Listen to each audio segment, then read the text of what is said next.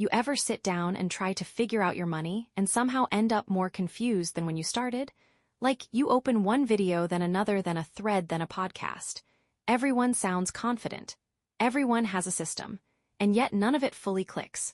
One person says save aggressively. Another says invest everything. Someone else says enjoy your life now because tomorrow isn't promised. And you're just there staring at your bank app wondering, why does something this important feel this unclear? It's not that you're lazy. It's not that you don't care. If anything, you care too much.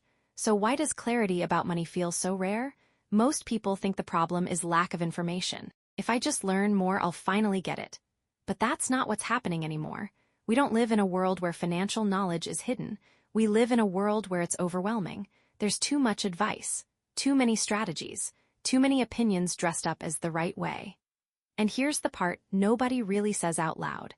A lot of financial advice isn't built to give you clarity. It's built to get your attention, because clarity is quiet, but noise spreads faster. So instead of a simple understanding of money, you get fragments. Save more, spend less, invest early, take risks, avoid debt, use debt, work harder, rest more.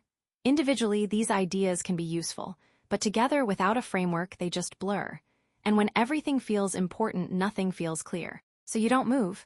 Not because you're incapable, but because your brain is trying to protect you from making the wrong move. Let me explain something that quietly shapes all of this. Your brain doesn't just want information. It wants certainty. And money, unfortunately, is full of uncertainty. You don't fully control the economy. You don't control inflation. You don't control emergencies, or job stability, or timing. So when you go looking for financial clarity, what you're actually looking for is something deeper, a sense of control. And when advice doesn't give you that, it feels incomplete. Think about it. You hear about investing. Okay, makes sense. But then your mind immediately asks, what if the market drops? What if I need the money?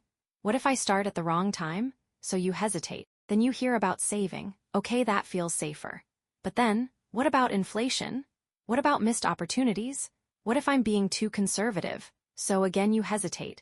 And slowly, without realizing it, you get stuck in a loop. Learning but not acting, thinking but not deciding, because every piece of information opens up new uncertainty. Now layer something else on top of that. Your life isn't a spreadsheet. It's not just numbers and percentages. It's rent, it's food, it's helping family. It's saying yes to things you can't always afford because saying no feels worse.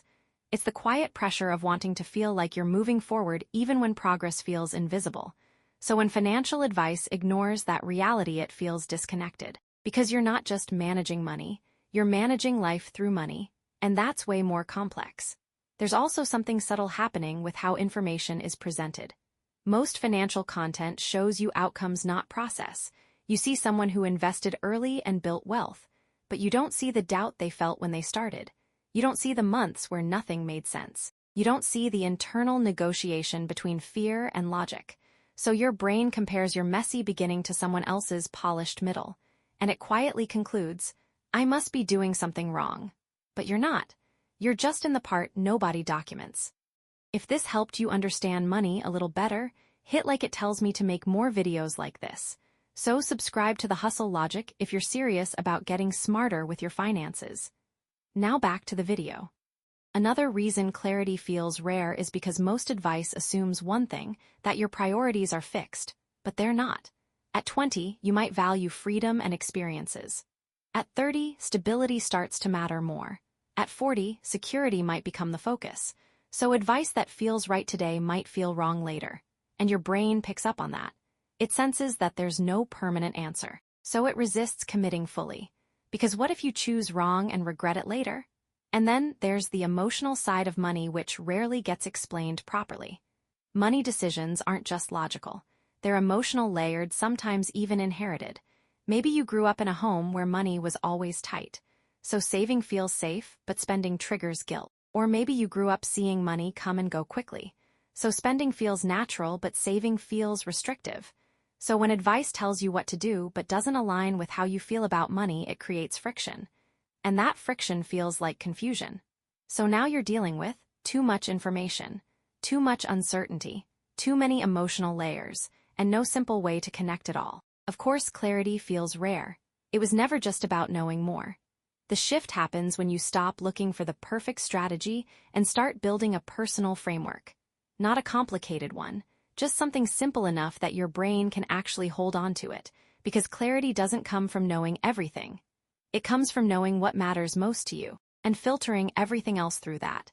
Let me show you what I mean. Instead of asking, should I save or invest? You start asking, what does my life need right now? Do I need stability? Do I need flexibility? Do I need growth? Those are very different questions, and they lead to very different decisions, but they're rooted in your reality, not someone else's. Clarity also starts to form when you accept something most people resist. There is no perfect decision, only reasonable decisions made consistently over time. That's it. You don't need to optimize every move. You don't need to time everything perfectly. You just need a direction that makes sense to you and the willingness to stay with it long enough to see results. And something interesting happens when you simplify like this. The noise doesn't disappear, but it loses its power. Because now, instead of trying to absorb everything you're filtering, advice stops feeling overwhelming and starts feeling optional. So what does this actually look like in real life? It starts small. You sit down not to solve everything, but just to get a little clearer than before. You look at your money and ask yourself, what is this money supposed to do for me right now? Not in theory, not in 5 years, right now. Maybe the answer is reduce stress. Maybe it's create breathing room. Maybe it's start building something for the future. Whatever it is, you let that guide your next step. Not every step, just the next one. Then you create something simple, not a complex system, just a basic structure. Some money for living, some for future you, some for flexibility. It doesn't have to be perfect. It just has to be clear enough. Because clarity grows through use, not overthinking. And when you hear new advice, you don't automatically absorb it. You pause, and you ask, does this fit into my framework or distract from it? If it fits, you keep it. If it doesn't, you let it go. No guilt, no pressure, just choice. You also start paying attention to your emotional reactions. When something feels uncomfortable, you don't immediately assume it's wrong. You get curious. Is this fear or is this a real problem? Because sometimes growth feels uncomfortable, but confusion and misalignment feel different. Learning to tell the difference is part of clarity. And slowly something shifts. You stop chasing the best approach and start trusting a good enough one. And that's when decisions get easier. Not because everything is solved, but because you're no longer trying to solve everything at once. Closing reflection. Clarity about money doesn't come all at once. It doesn't arrive as a perfect plan or a single breakthrough moment. It builds quietly, over time, through small decisions, through adjustments, through learning what works for you and what doesn't. And most importantly, through letting go of the idea that you're supposed to have it all figured out already. Because you're not behind. You're just in the process like everyone else. Even the people who sound certain are still figuring things out in their own way. They've just learned to live with a little less confusion. And you can too, not by knowing everything, but by knowing enough to move forward. So if things still feel unclear right now, that's okay. Clarity isn't something you find, it's something you build, one decision at a time, and that's more than enough.